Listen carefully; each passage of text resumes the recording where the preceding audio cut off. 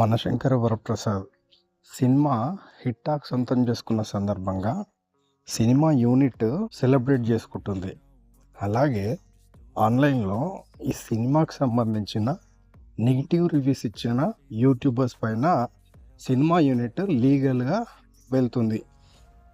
ఈ ప్రాసెస్లోనే బార్బల్ pitch meetings అనే ఒక యూట్యూబర్కి ఈ ప్రొడక్షన్ హౌస్ నుంచి ఒక మెయిల్ వెళ్ళింది. అంటే మీరు సినిమా బాగున్నా కూడా సినిమా గురించి తప్పు వార్తలు ప్రసారం చేస్తున్నారు, ప్రజలని రాంగ్ డైరెక్షన్లో తీసుకెళ్తున్నారు, ఇది కరెక్ట్ కాదనేది ఆ సారాంశం.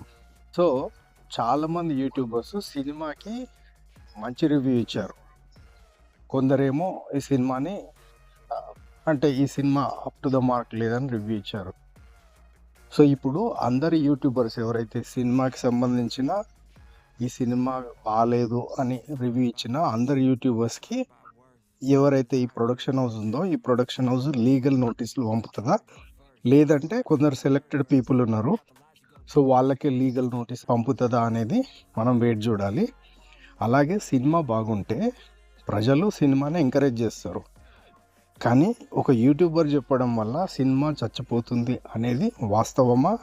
ఒకవేళ అట్లా చెప్తే ప్రజలు వాళ్ళకి టేస్ట్ ఉండదా, మంచి సినిమాని ప్రజలు ఎంకరేజ్ చేయరా అనేది ఇక్కడ మనం చర్చించుకోవాల్సిన విషయము. అయితే ఈ విధంగా లీగల్ నోటీసులు పంపడం ద్వారా ఈ సినిమా ప్రొడక్షన్ హౌస్లు అంటే సినిమాకి సంబంధించిన రివ్యూస్ చెప్పకుండా ఆపాలనేది వీళ్ళ ప్లానా అనేది సాధారణ ప్రజల క్వశ్చన్.